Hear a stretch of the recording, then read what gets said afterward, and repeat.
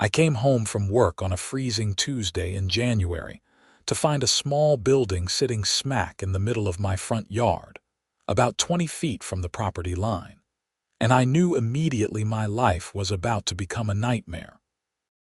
The structure was maybe 8 by 10 feet, made of prefabricated wood panels painted a hideous beige color that clashed with everything around it. A small sign hung crookedly on the front that read "Community Warming Station" in bright red letters. My dog Bailey was barking furiously from inside the house, and my neighbor Tom was standing on his porch with his arms crossed, shaking his head slowly. I got out of my truck and just stared at the thing for a solid minute. This was my property.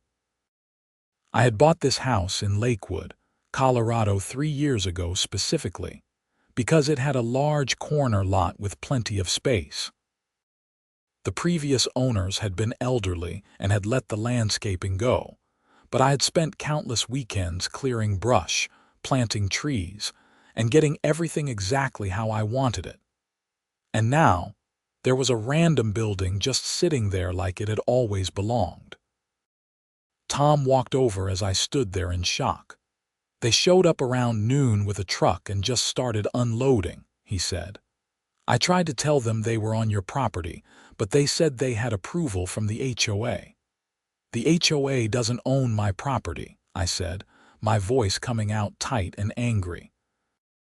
"They can't just build something here." That's what I said. The woman in charge, Brenda I think her name was, told me to mind my own business or she'd report me for my fence being 6 inches too tall. I pulled out my phone and called the HOA office. It rang 4 times before someone picked up. "Pinewood Estates Homeowners Association. This is Sharon speaking." "This is Paul Xavier from 4425 Maple Drive. There's a building on my property that I didn't authorize. Who do I need to talk to about getting it removed immediately?" "Oh, you must be calling about the warming station."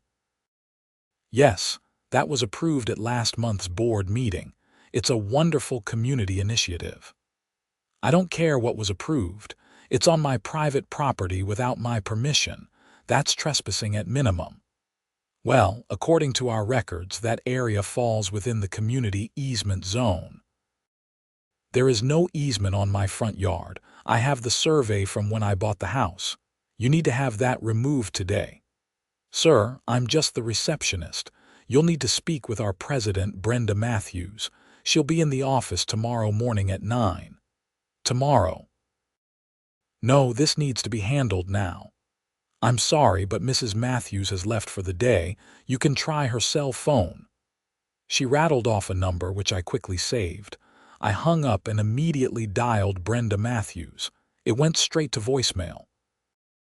I left what I thought was a reasonably calm message explaining the situation and asking for an immediate callback. An hour went by. Then 2. No call back. I went outside and examined the warming station more carefully. It was bolted to concrete footings that had been poured directly into my lawn. They had destroyed a section of the grass I had carefully cultivated, killed a small ornamental shrub, and the whole thing was sitting exactly where I had been planning to build a workshop next spring. The door was locked with a heavy padlock, and through the window I could see a small space heater, some chairs, and what looked like a coffee maker. My phone rang around 8 that evening. Unknown number. "This is Paul." "Mr. Xavier, this is Brenda Matthews from the Pinewood Estates HOA. I understand you have some concerns about our new warming station." "Concerns? You built an unauthorized structure on my private property. That's not a concern, that's illegal." "Now, let's not get dramatic. The warming station is a community benefit project approved by the board to help our residents during cold weather events. We identified your corner lot as the ideal location due to its visibility and central location in the neighborhood. I don't care what you approved. You don't have permission to use my land. I want it removed immediately." "That's not going to be possible. The station is already built and will be opening this weekend for public use. I suggest you review your HOA agreement. Section 12. Paragraph 4 clearly states that the association has the right to designate areas for community improvement projects. Section 12 refers to common areas, which my front yard is not. That's your interpretation. Our legal counsel disagrees. Then your legal counsel is wrong. Remove the building by tomorrow, or I'll remove it myself. Mr. Xavier, I strongly advise against taking any action against HOA property. That would be considered vandalism and we would pursue legal action. Good evening. She hung up before I could respond. I spent the next few hours going through every document from when I purchased the house. The HOA agreement, the deed, the survey, the title insurance. Nothing gave the HOA any right to use my property for their projects. The only easements on the property were standard utility easements running along the back fence line. Wednesday morning, I called in sick to work. At exactly 9, I was standing in the HOA office, which was located in a small commercial plaza about 2 miles from my house. The office was decorated in the same beige color as the warming station, with motivational posters about community and working together covering the walls. Sharon, the receptionist, was a woman in her 30s who looked genuinely uncomfortable when I walked in. I need to speak with Brenda Matthews, I said. Do you have an appointment? No, but I was told she'd be in at 9. She's in a meeting right now. I can schedule something for next week. Next week? There's an illegal structure on my property. This is happening now. The door to the back office opened, and a woman in her mid-50s stepped out. She had short blonde hair styled in that aggressive soccer mom cut, and she was wearing a navy blue pantsuit that looked like it cost more than my monthly mortgage payment. Her expression was already set in a disapproving frown. Mr. Xavier, I'm Brenda Matthews. I assume you're here to discuss the warming station. I'm here to discuss when you're removing it from my property. As I explained last night, that's not going to happen. The warming station is HOA property now and serves the community.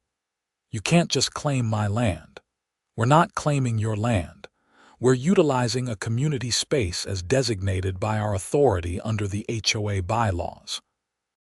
Show me where in the bylaws it says you can build on private property without permission. She pulled out a thick binder and flipped to a marked page. Section 12, Paragraph 4. The association reserves the right to designate and develop areas for community improvement projects as deemed necessary by the board. That refers to common areas. Read Paragraph 2, which defines common areas. My front yard is not listed. Our interpretation is different. And since the board voted unanimously to approve this project, it's entirely legal. Your interpretation doesn't matter. Property law is pretty clear on this. Mr. Xavier, I'm trying to be reasonable here. The warming station provides a valuable service to the community. Surely you can see beyond your own selfish interests. Selfish. You put a building on my property without asking me. You destroyed my landscaping. You're the one being selfish. I think we're done here. If you have legal concerns, you're welcome to contact an attorney. Until then, the warming station stays exactly where it is. Fine. Then I'm contacting the city building department. I doubt you pulled permits for this. Something flickered in her expression. Just for a second. All necessary permits were obtained, she said, but her voice had lost some of its confidence. I left the office and drove directly to the Lakewood Community Resources building. The permit office was on the second floor, and after waiting in line for 20 minutes, I spoke with a clerk named Dave who looked up the address. No permits issued for that property in the last 6 months, he said. What kind of structure are we talking about? A small building, maybe 80 square feet, with concrete footings and electrical connections. Yeah, that would definitely require permits. Building permit, electrical permit, and depending on the use, possibly others. If someone built that without permits, that's a violation. You want to file a complaint? Absolutely. Dave handed me a form and I filled it out with all the details.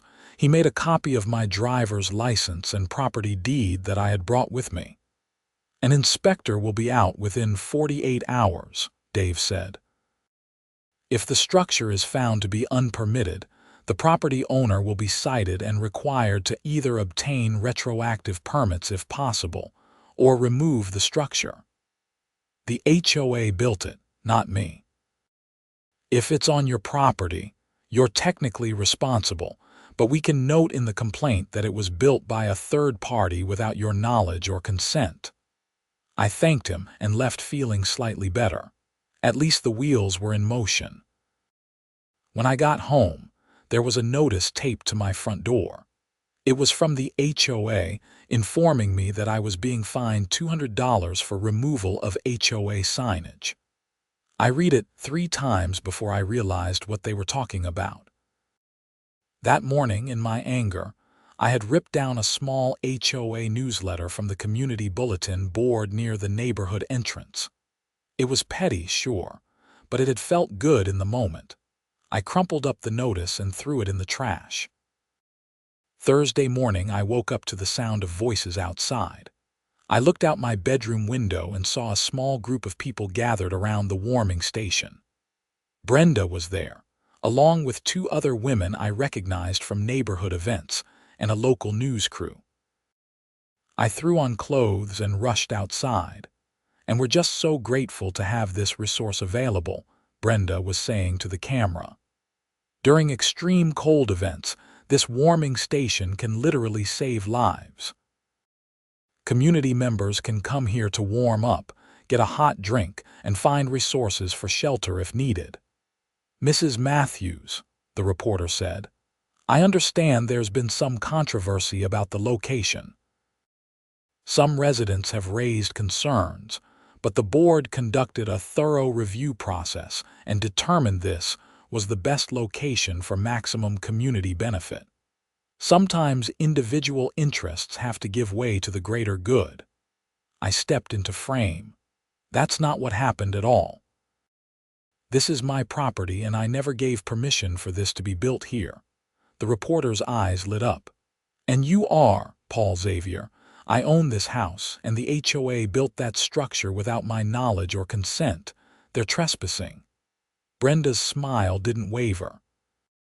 Mr. Xavier is understandably confused about the HOA bylaws. Our legal counsel has assured us that we're operating completely within our authority. Your legal counsel is wrong. I have the property survey right here. I had grabbed it on my way out. There is no easement, no common area designation, nothing that gives you the right to build here. Mr. Xavier, this is neither the time nor the place actually. The reporter interrupted. This is exactly the story. Sir, are you saying the HOA built on your property illegally? That's exactly what I'm saying, and I've already filed a complaint with the city building department because they didn't pull permits. Brenda's face went red. We have permits. All the proper procedures were followed. The city has no record of any permits for this address. The reporter was scribbling notes frantically. This is fascinating. So we have a property rights dispute combined with potential permit violations. There's no dispute, Brenda said sharply. The warming station is legal, permitted, and serves an important community function. Mr. Xavier is simply being difficult. I'm being difficult. You built on my land without asking me. The news crew filmed us arguing for another few minutes before Brenda stormed off. The reporter got my contact information and said the story would air that evening. Friday afternoon, a city inspector showed up. His name was Gary and he looked tired, like he'd dealt with too many of these disputes already that week. He examined the warming station carefully, took photos and made notes on a tablet. No permits on file, he confirmed. That's a violation right there. The electrical connection looks like it's tapped into the street light, which is another violation. And based on your property survey, this is definitely on your land, not in any easement. So what happens now? I'll file my report. The HOA will be cited and given 10 days to either obtain proper permits or remove the structure. If it's not removed, the city can remove it and bill them for the costs. 10 days. That's standard.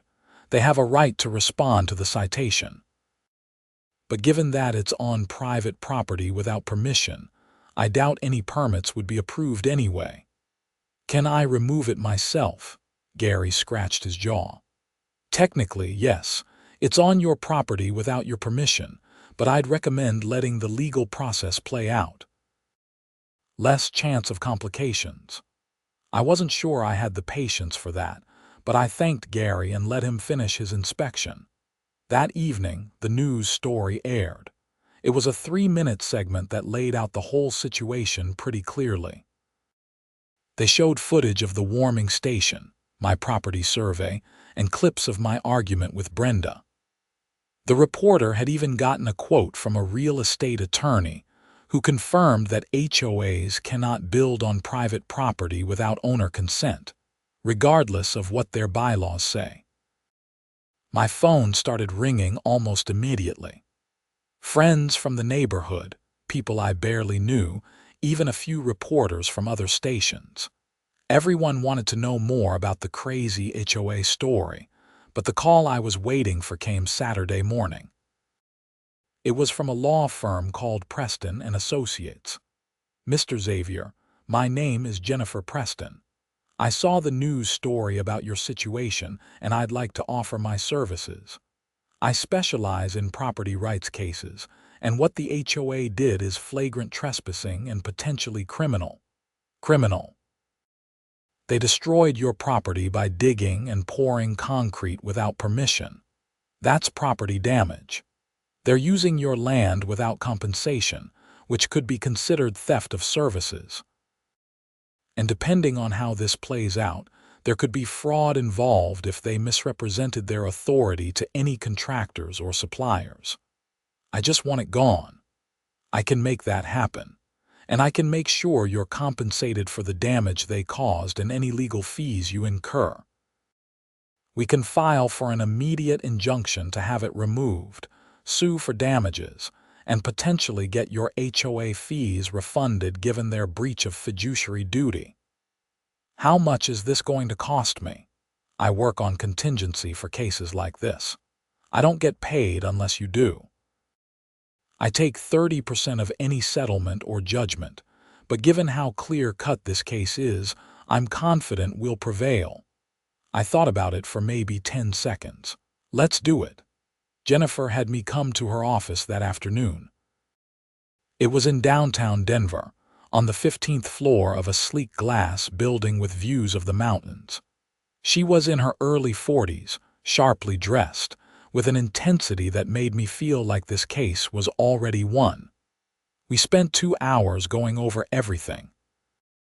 She made copies of all my documents, had me write out a detailed timeline of events, and recorded my statement about the damages. "The warming station is sitting where you plan to build a workshop?" she asked.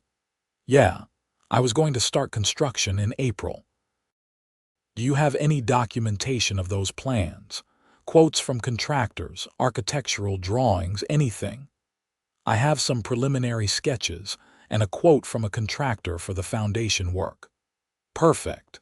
That establishes a concrete plan for the use of your land that they've now interfered with." That's additional damages. By the time I left her office, I felt like I actually had some control over the situation. Jennifer said she'd have an emergency motion for a temporary restraining order filed by Monday, with a full lawsuit to follow. Sunday, I decided to take matters into my own hands. I know. The lawyer said to wait. The city inspector said to let the process play out. But I woke up Sunday morning, looked out at that ugly beige structure sitting on my lawn, and something just snapped. This was my property. My land that I paid for, that I paid taxes on, that I maintained and cared for. And there was this building just sitting there like a middle finger from the HOA. I had a friend named Mike who owned a construction company. I called him up. "Hey Mike, you busy today?" "Not particularly." "What's up?" "I need a building torn down." "The warming station thing? I saw that on the news." "Dude, that's hilarious." "It's less hilarious when it's sitting on your property. Can you help me out?" "Absolutely. I'll bring a crew over. We can have that thing demolished in a couple hours." "Just demolished." "Can you haul it away too, for you?" "Sure. Where do you want it?" I thought about that. I could have them dump it, but that seemed wasteful. And then an idea occurred to me that made me smile for the first time in days. Take it to the HOA office. Stack all the debris in their parking lot. Mike laughed. "I love it. We'll be there in an hour." True to his word, Mike showed up with a small crew and a truck with a small crane. They brought tools, safety equipment, and got to work immediately. First, they disconnected the electrical line that had been illegally tapped into the street light. Then, they started dismantling the structure itself. I had expected them to just smash it apart, but Mike was more methodical. They carefully removed the door, the windows, the siding, taking apart the structure piece by piece. The concrete footings required a jackhammer, which drew a small crowd of neighbors who came out to watch. Tom from next door brought me a beer. "This is the most entertainment we've had around here in years." "Wait until the HOA finds out." "Oh, I'm sure they already know. Mrs. Keller from down the street is on the board. She's probably on the phone right now." He was right. About 40 minutes into the demolition, 3 cars pulled up simultaneously, and 5 people got out. Brenda was in the lead, followed by 4 people I recognized as other HOA board members. "Stop immediately," Brenda shouted. "You're destroying HOA property." Mike paused with a crowbar in his hand. "This is private property. The owner has authorized us to remove an unpermitted structure. That structure is owned by the Homeowners Association and serves a vital community function." "Yeah, well, it's on his land without permission," Mike said. "So it's getting removed." "I'm calling the police." "Go ahead," I said, stepping forward. "They can read the property survey just as well as anyone else." Brenda pulled out her phone and stepped away, speaking urgently to someone. The other board members stood there looking uncertain, like they weren't quite sure if they should try to physically stop the demolition or not. 15 minutes later, 2 Lakewood police officers arrived. One was a young guy who looked fresh out of the academy. The other was an older woman with sergeant stripes who had the weary expression of someone who had dealt with far too many HOA disputes. "What's going on here?" the sergeant asked. Everyone started talking at once. She held up a hand. "One at a time. Sir, let's start with you." She pointed at me. I explained the situation calmly, showed her the property survey, and explained that the structure had been built without my permission and without proper permits. Brenda jumped in. "The HOA has authority under our bylaws to create community improvements.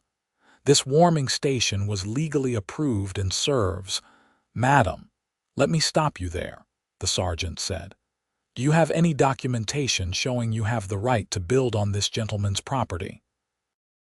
"Our bylaws clearly state, do you have an easement, a written agreement, anything signed by the property owner?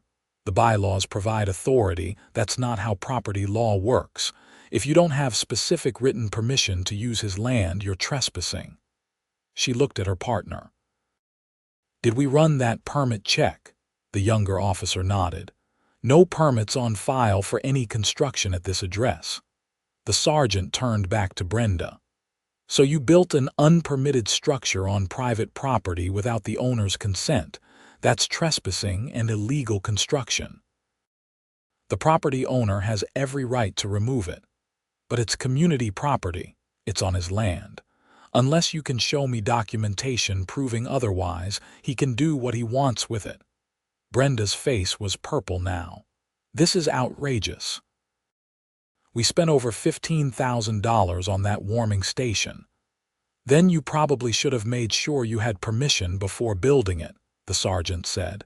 She turned to Mike. You're free to continue. The demolition took another hour. Mike and his crew loaded everything onto their truck, the lumber, the metal framing, the broken concrete from the footings, even the little sign that said Community Warming Station. The HOA board stood there the whole time, watching in furious silence.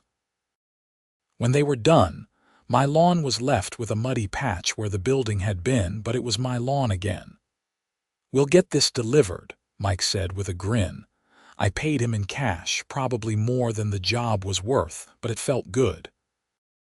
The HOA board left without another word to me, but I could hear Brenda on her phone as she walked to her car, saying something about lawyers and lawsuits, and making me regret this.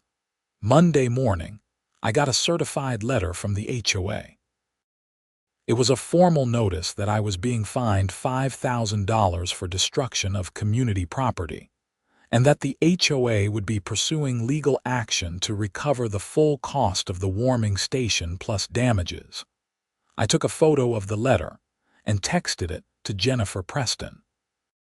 She called me back 5 minutes later, laughing. They actually think they're going to sue you. This is perfect. I've already filed the motion for a restraining order and a lawsuit against the HOA. We're asking for $25,000 in damages, plus legal fees, plus a court order requiring them to pay for restoration of your property. This letter they sent you is just more evidence of their bad faith. So, what happens now? We have a hearing scheduled for Friday on the emergency motion. I'll argue that the HOA has demonstrated a pattern of trespassing and harassment, and the judge will issue an order prohibiting them from coming onto your property or retaliating against you in any way. Then we move forward with the full lawsuit. How long will that take? Could be months.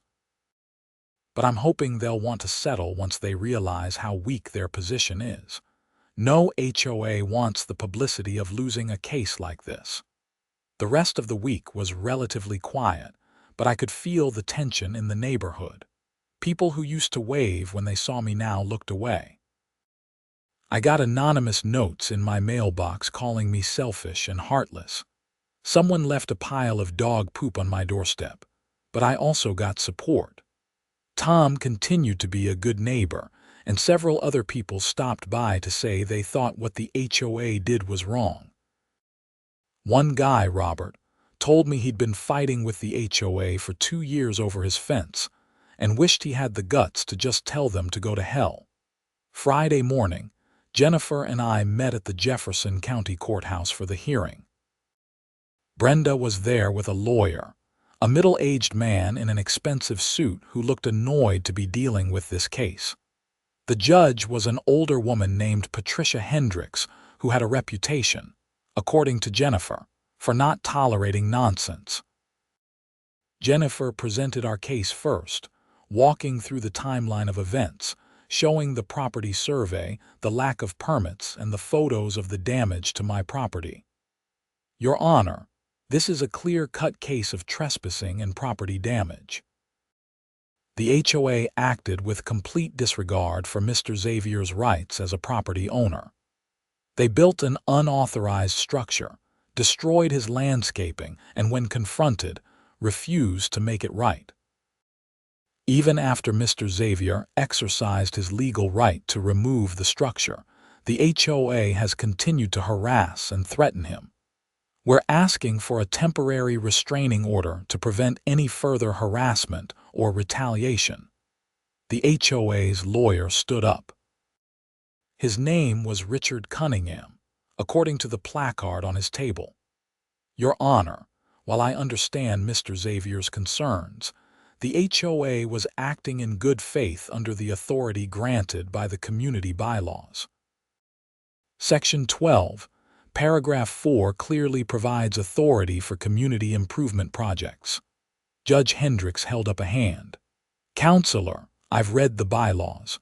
That section refers to common areas, which this clearly was not.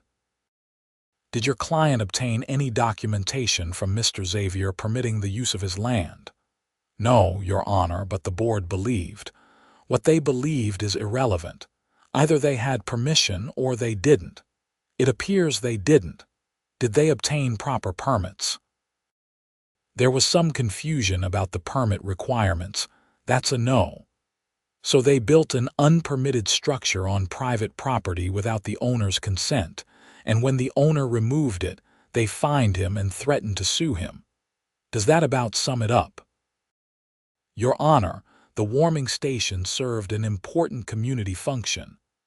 I don't care if it was going to cure cancer. You can't build on someone else's property without permission. That's basic property law, Counselor. I'm granting the motion for a temporary restraining order.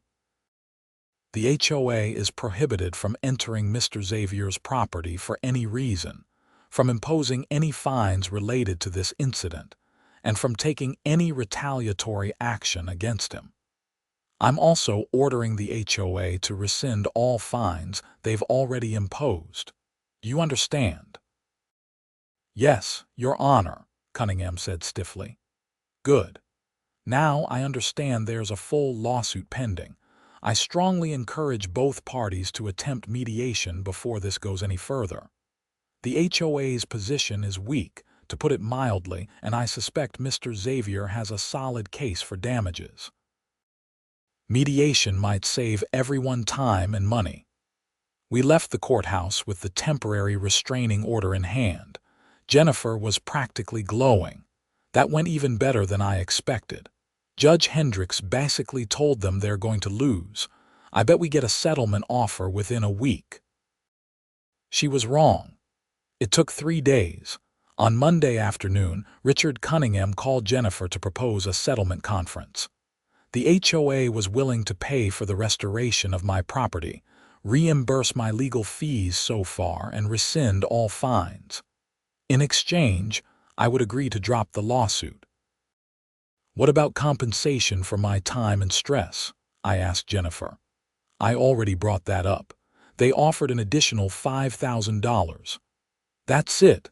They destroyed my property, harassed me, and threatened to sue me, and they think $5,000 makes it even. I told them that wasn't acceptable. I asked for $25,000 in damages, which was our original demand. They're going to get back to me. 2 days later, Cunningham called back. The HOA's board had met and agreed to pay $15,000 in damages, plus restoration costs and legal fees. Total settlement would be around $23,000. What do you think? Jennifer asked.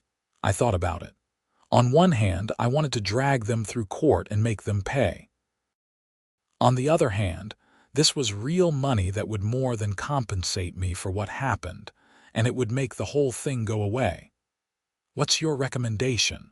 Take it.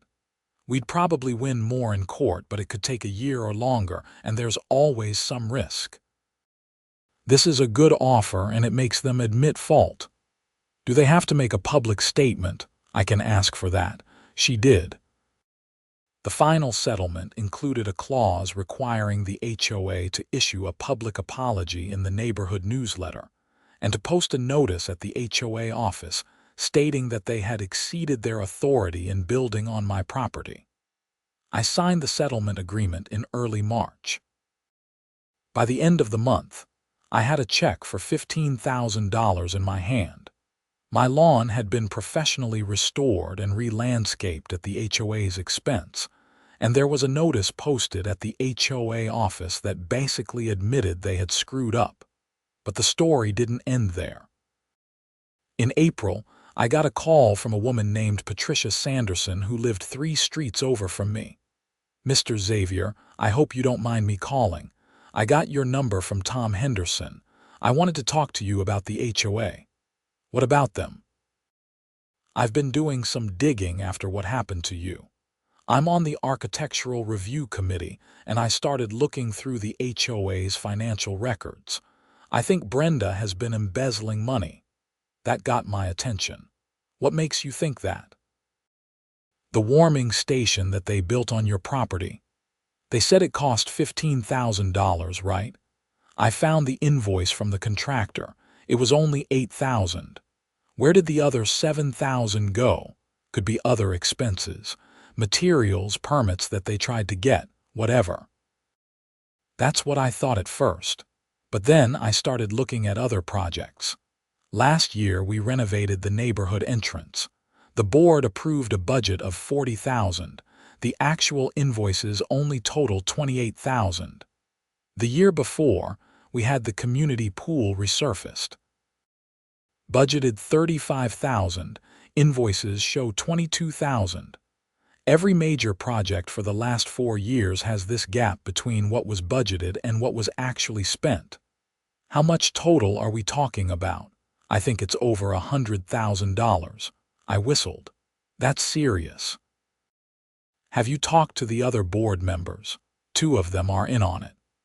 Brenda's sister Diane is the treasurer and their friend Karen Simpson is the secretary. They control all the financial records. The other 2 board members, myself included, only see summary reports.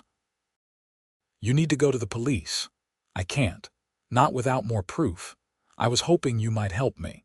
Me? I'm not an investigator. No, but you successfully sued the HOA. You have a lawyer who knows property and contract law, and you have a reason to want to see Brenda held accountable. She had a point. What do you need from me? Help me get access to the full financial records. As a homeowner, you have a right to review HOA documents. If you make a formal request, they have to provide them. I called Jennifer Preston and explained the situation. She was immediately interested.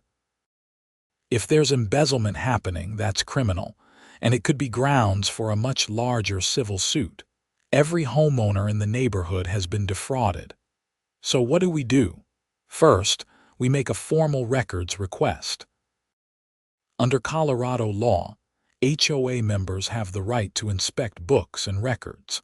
We'll ask for every financial document for the last 5 years. They have to provide them within 30 days or they're in violation of state law. Jennifer drafted the request that afternoon.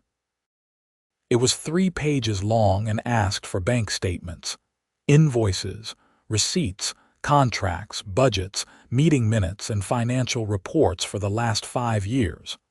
I delivered it in person to the HOA office. Sharon, the receptionist, looked nervous when she saw me walk in. I have a formal records request for the board, I said, handing her the envelope. I'll make sure they get it. I need you to sign this acknowledging receipt. She did with a shaky signature. 4 days later, I got a response from Richard Cunningham.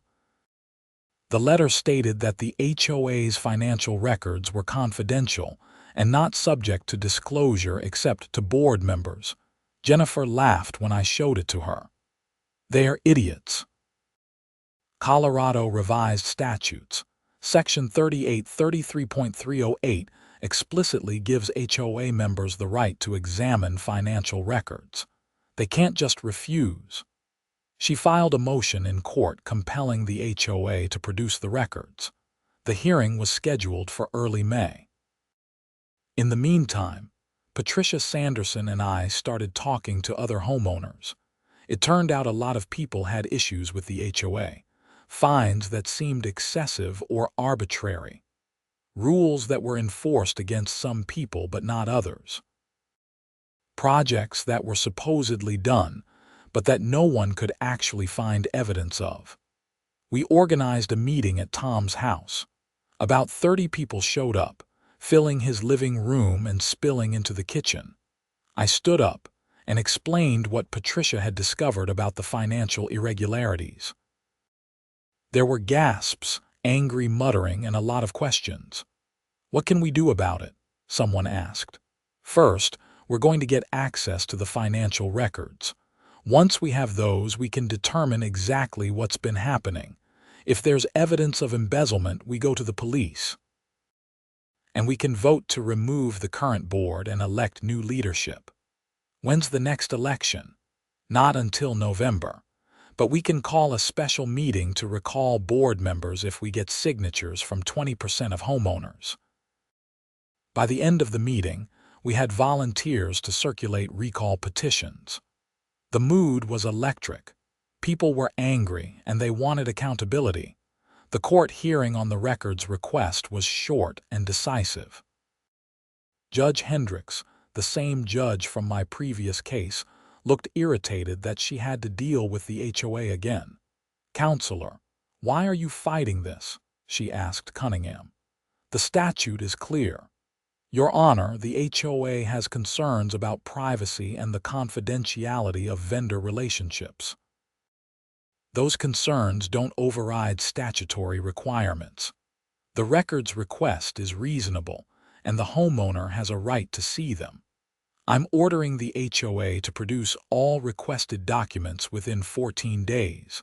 If they fail to comply, I'll hold the board members in contempt." 2 weeks later, I received 15 boxes of documents: bank statements, invoices, contracts, emails, meeting minutes, everything. Patricia came over and we spent an entire weekend going through them. The embezzlement was obvious once you knew what to look for. Invoices had been altered, with amounts increased after the fact. Payments were made to shell companies that Patricia was able to trace back to Brenda's family members. In one case, the HOA had paid $45,000 for landscaping services to a company that had gone out of business 2 years before the payment was made. We made copies of everything and organized it into a clear timeline. Then, Patricia and I went to the Lakewood Police Department. We met with a detective named Carlos Martinez who specialized in financial crimes. He was in his early 40s, bald, with sharp eyes that missed nothing. We walked him through what we'd found. "How much total are we talking about?" he asked. "We estimate at least $120,000 over 4 years, Patricia said. "Who had access to the accounts?" "The president, Brenda Matthews, and the treasurer, Diane Foster. They're sisters. And you have documentation of the altered invoices and fake companies." We handed him the folder we'd prepared. He flipped through it, his expression darkening. "This is solid. I'm going to need to take this to the DA's office, but I think we have enough for charges. Theft, forgery, fraud, maybe racketeering, depending on how many people were involved. This could be serious prison time." "How long will the investigation take?" I asked. "Could be a few months. We'll need to subpoena bank records, interview witnesses, build the case properly. But based on what you've shown me, I think we've got them." We left the police station feeling vindicated but also a little stunned. This had started with an unauthorized building on my property, and now it had blown up into a major criminal investigation. The recall petitions were successful. We gathered signatures from over 40% of the neighborhood, way more than required. A special meeting was scheduled for June 15th. Brenda tried to fight it. She sent out a newsletter claiming that a small group of malcontents was trying to take over the HOA for their own benefit. She organized her own group of supporters, mostly people who didn't want to believe that the board had been stealing from them. The meeting was held at the local community center because we knew Tom's living room wouldn't be big enough. Over 200 people showed up. The room was packed, standing room only, with tension so thick you could cut it with a knife. Patricia chaired the meeting since she was the only board member not facing recall. "This meeting has been called to consider the recall of board members Brenda Matthews, Diane Foster, and Karen Simpson based on breach of fiduciary duty and financial improprieties. Before we vote, each side will have an opportunity to speak." Brenda stood up first. She looked smaller somehow, diminished, but her voice still had that aggressive edge. This recall is a witch hunt orchestrated by Xavier, who has had a vendetta against this board since we tried to provide a community service on what he mistakenly believes is his private property. The allegations of financial wrongdoing are baseless and defamatory. Every dollar spent by this HOA has been properly documented and approved. Patricia stood up next. I have here copies of financial records obtained through a court order. These records show systematic overbilling, payments to shell companies, and altered invoices totaling over $120,000. These documents have been turned over to the Lakewood Police Department, and there is an active criminal investigation underway. The room erupted. People shouting questions, demanding answers, some defending Brenda, most calling for her resignation. Patricia called for order. We're now going to vote on the recall. All those in favor of recalling the 3 board members named, raise your hands. A forest of hands went up. Patricia and 2 volunteers counted. 162 in favor. Those opposed, maybe 20 hands went up, mostly people in Brenda's immediate circle. The recall is successful. Brenda Matthews, Deanne Foster, and Karen Simpson are removed from the board effective immediately. We will now take nominations for replacement board members. Brenda stood up, her face red, and stormed toward the exit. This isn't over. You'll be hearing from my lawyers. Someone in the crowd shouted back. I think you'll be hearing from the police first. New board members were elected that night. Tom was voted in as president. Patricia remained as VP and chair of the architectural committee, and 3 other reasonable people filled out the board. One of the first motions passed was to hire a forensic accountant to do a complete audit of the HOA's finances. The criminal investigation moved forward through the summer. Detective Martinez kept us updated as much as he could. They had executed search warrants on Brenda's home and office, seizing computers and additional documents. They had interviewed contractors and vendors, many of whom admitted that they had been asked to create false invoices or had been paid kickbacks to inflate their bids. In September, the charges came down. Brenda Matthews and Deanne Foster were each charged with theft, forgery, fraud, and criminal conspiracy. Karen Simpson, the secretary, was charged as an accomplice for helping to create and maintain false records. The news coverage was extensive. Local stations ran stories about the HOA embezzlement scandal, often referencing my original case about the warming station as the beginning of unraveling the whole scheme. I did a few interviews, always careful to let Patricia and the new board take the lead. This wasn't about me anymore. It was about the whole neighborhood getting justice. The trial took place in early December. I attended every day, sitting in the back of the courtroom and watching as the prosecution methodically laid out the evidence. Bank records, emails, invoices, testimony from contractors. The defense tried to argue that it was all legitimate expenses and accounting errors, but the evidence was overwhelming. Brenda took the stand in her own defense, which Jennifer told me was usually a mistake.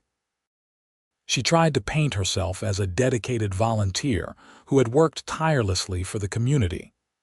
But under cross-examination by the assistant DA, a sharp woman named Rachel Torres, Brenda fell apart. Mrs. Matthews, can you explain why the HOA paid $45,000 to Desert Bloom Landscaping in March of 2023, when that company had been dissolved in 2021? I don't recall the specific details of that transaction. The payment was made from an account that only you and your sister had access to. The check was signed by you. Are you saying you don't remember signing a check for $45,000? It was several years ago. Let me refresh your memory. Desert Bloom Landscaping was owned by your brother-in-law, Marcus Foster.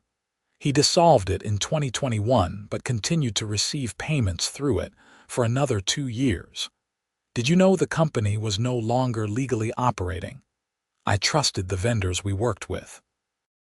You trusted your own brother-in-law to defraud the HOA. Objection. Brenda's lawyer jumped up. Sustained, the judge said. Rephrase, counselor. Mrs. Matthews, isn't it true that you and your sister created a scheme to funnel HOA money to your family members through fake invoices and shell companies? No, that's absolutely not true. Rachel Torres pulled out a stack of documents. I have here over 50 invoices to companies owned by your family members or close associates, totaling more than $120,000. Not one of these invoices corresponds to work that was actually done.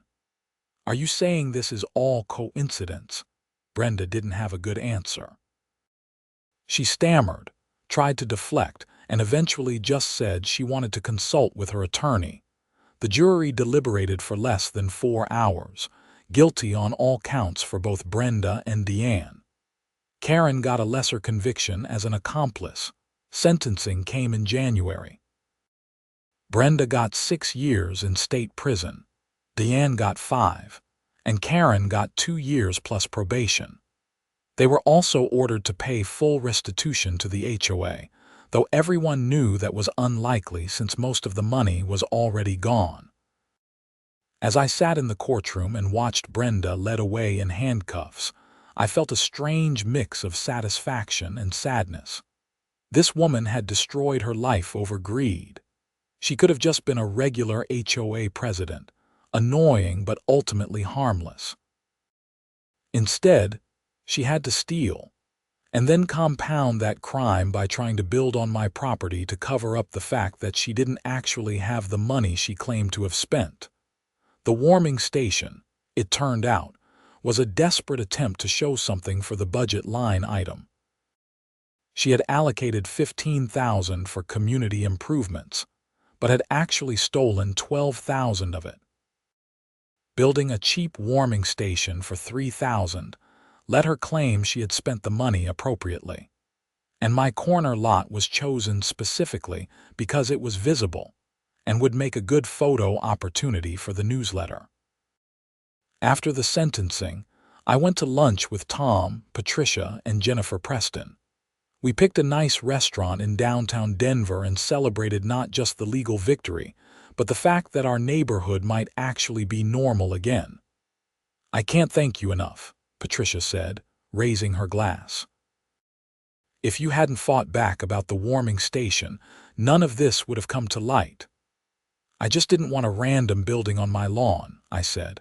Well, your stubbornness saved the whole neighborhood from losing even more money, Tom added. Brenda would have kept stealing if you hadn't made enough noise to start people asking questions. Jennifer smiled. It's amazing how often standing up for yourself leads to bigger changes.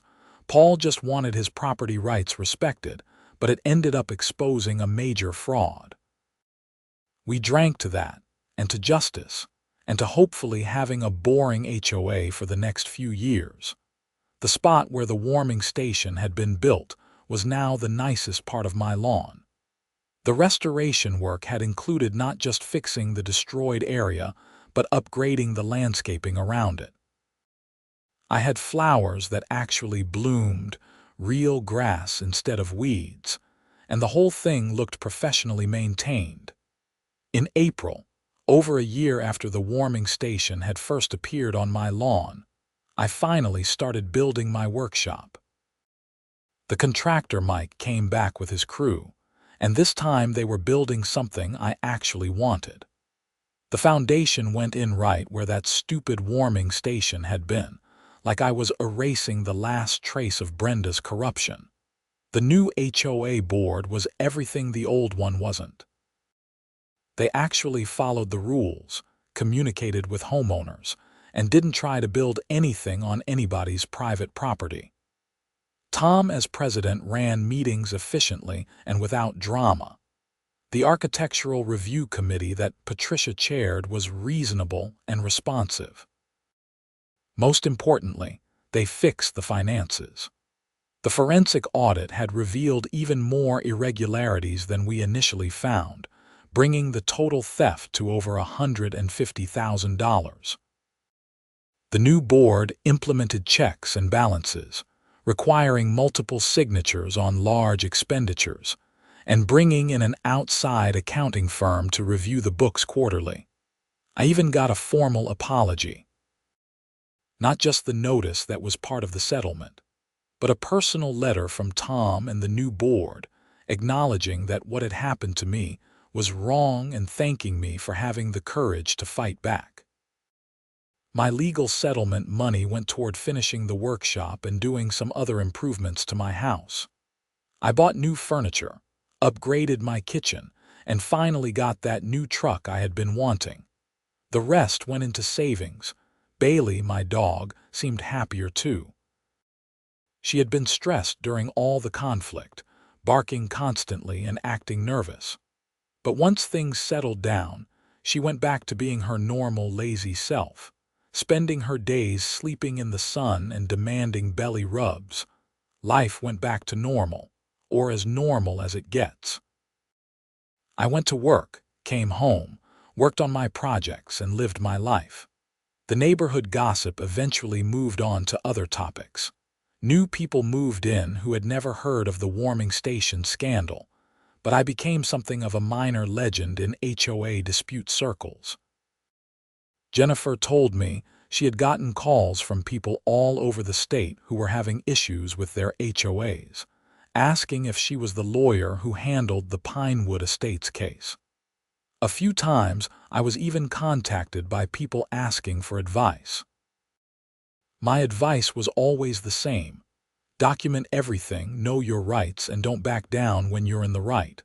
Property rights matter. The law matters. And sometimes you have to fight to make sure both are respected. Looking back, I could have handled some things differently. Maybe I should have waited for the city to enforce the permit violation instead of tearing down the warming station myself. Maybe I should have tried mediation before going straight to a lawsuit. But honestly, I don't think it would have made much difference. Brenda and her cronies were always going to be who they were, and they were never going to admit fault until they were forced to. And if I had been more passive, if I had just accepted the warming station and moved on, they never would have been caught. They would still be stealing from the neighborhood and probably would have escalated. So no, I don't regret how I handled it. That warming station on my land was the beginning of the end for a corrupt HOA board, and while the journey was stressful and expensive and time-consuming, it was worth it. My workshop was finished by June. It was beautiful, exactly what I had envisioned. I spent my summer weekends out there, working on various projects, enjoying the space that was fully and completely mine. The neighborhood had a block party in July. It was the first one in years, organized by the new board as a way to rebuild community spirit. There was food, music, and kids running around playing games. People were laughing and actually enjoying themselves. Tom gave a short speech thanking everyone for their patience during the difficult transition and promising that the HOA would be run transparently and fairly going forward. There was applause, genuine and enthusiastic. I stood in my yard watching it all, drinking a beer and feeling pretty good about everything. Patricia came over to join me. "Quite a change from last year," she said. "No kidding. You ever think about running for the board? People respect you. God, no."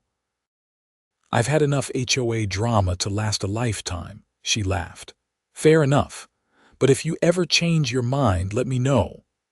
As the sun set and the party wound down, I looked at my house, my workshop, my lawn. All of it mine, without any unauthorized structures or embezzling board members or legal battles hanging over it. It had been a hell of a ride, starting with that Tuesday afternoon when I came home to find a warming station on my property. But I had stood my ground, fought back, and won. Not just for myself, but for the whole neighborhood. And that, I decided, was a pretty good ending to the whole mess. The fall and winter passed quietly. The trials were over, the new board was functioning well, and life in Pinewood Estates finally felt normal. I finished several projects in my workshop, including a custom bookshelf for my living room and a new desk for my home office. I even started dating someone, a woman named Teresa Richards, who I met at a local coffee shop. She had heard about the HOA case and thought it was hilarious that I had torn down a building in my own yard. We hit it off immediately, and by spring we were spending most weekends together. Teresa was a teacher at a local elementary school, practical and no-nonsense, with a great sense of humor. She had her own HOA horror stories from a previous place she lived, and we would trade stories about absurd rules and petty enforcement. One Saturday in early spring, almost 2 years after the whole thing started, we were sitting on my back deck when Teresa asked a question that had probably been on her mind for a while. "You ever regret buying in an HOA?" I thought about it. Sometimes.